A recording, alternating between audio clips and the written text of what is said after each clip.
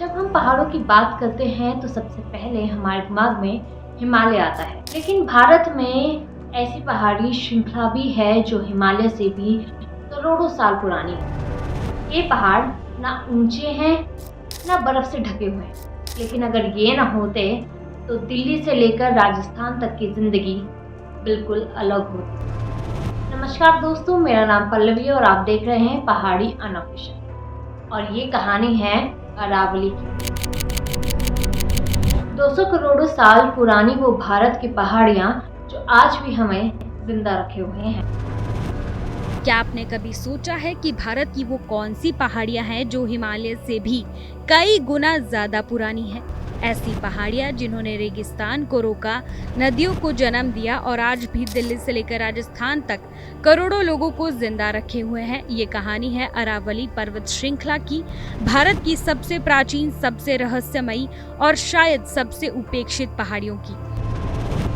आज से करीब 200 करोड़ साल पहले, जब ना हिमालय अस्तित्व में था, ना गंगा बहती थी और ना ही भारत एक देश के रूप में मौजूद था, तब धरती के गर्भ में एक विशाल हलचल हुई। इसी हलचल से जन्म हुआ अरावली पर्वत श्रृंखला का। वैज्ञानिक मानते हैं कि अरावली दुनिया की सबसे पुरानी फोल्ड माउंटेन सिस्टम में से एक है, जहां हिमालय आज भी हर साल थोड़ा थोड़ा ऊंचा होता जा रहा है। वहीं अरावली करोड़ों साल से घिसती चली गई और आज ये पहाड़ियों के रूप में हमारे सामने है। अरावली पर्वत श्रृंखला लगभग 670 से 800 किलोमीटर तक फैली हुई है। इसकी शुरुआत दिल्ली से होती है, फिर यह हरियाणा और राजस्थान से गुजरते हुए गुजरात तक जाती है। इसकी दिशा दक्षिण पश्चिम से उत्तर पूर्व की ओर है।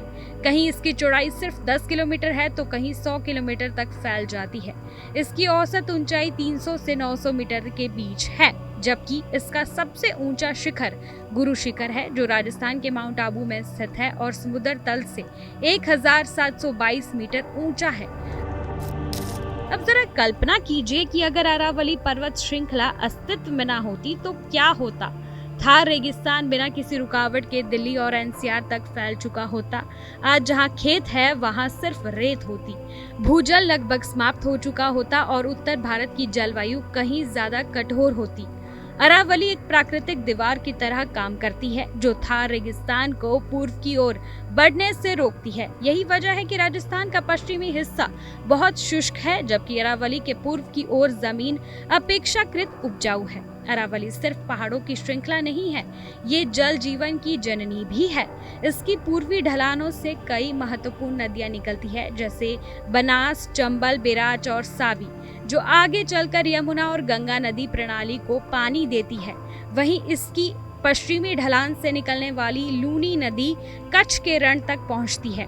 उदयपुर की पिछोला झील, जयसमंद झील और राजस्थान की कई ऐतिहासिक झीलें अरावली की वजह से ही अस्तित्व में हैं। इन पहाड़ियों में सूखे पर्णपाती जंगल पाए जाते हैं, जहां कांटेदार झाड़ियां हैं और विशिष्ट वनस्पतियां उगती हैं।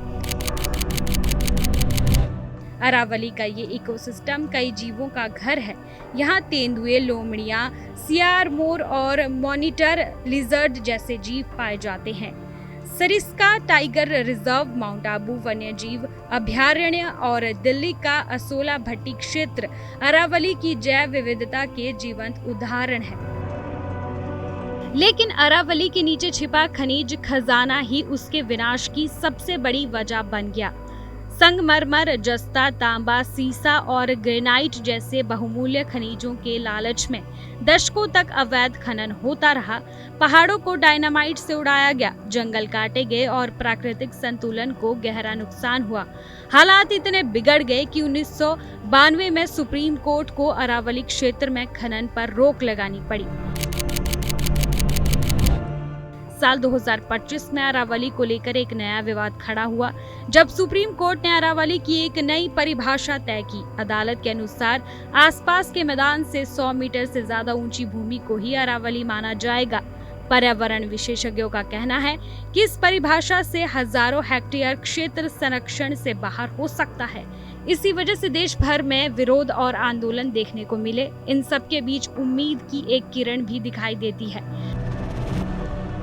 साल 2023 में शुरू हुई अरावली ग्रीन वॉल परियोजना का उद्देश्य 1600 किलोमीटर लंबी और 5 किलोमीटर चौड़ी हरित पट्टी विकसित करना है। इस परियोजना के तहत 1.35 अरब पेड़ लगाने का लक्ष्य रखा गया ताकि रेगिस्तानीकरण रोका जा सके, जल सुरक्षा बढ़ाई जा सके और जैव विविधता को बचाया जा सके।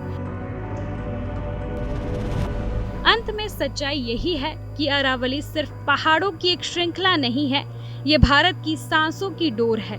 अगर अरावली बचेगी तो नदियां बचेंगी, जंगल बचेंगे और हम बचेंगे। अगर नहीं तो आने वाली पीढ़ियां हमें कभी माफ नहीं करेगी। अब फैसला हमारे हाथ में है। क्या हम अपने सबसे पुरानी धरोहर को बचा पाएंगे या इसे सिर्फ किताबों और तस्वीरों तक सीमित कर देंगे?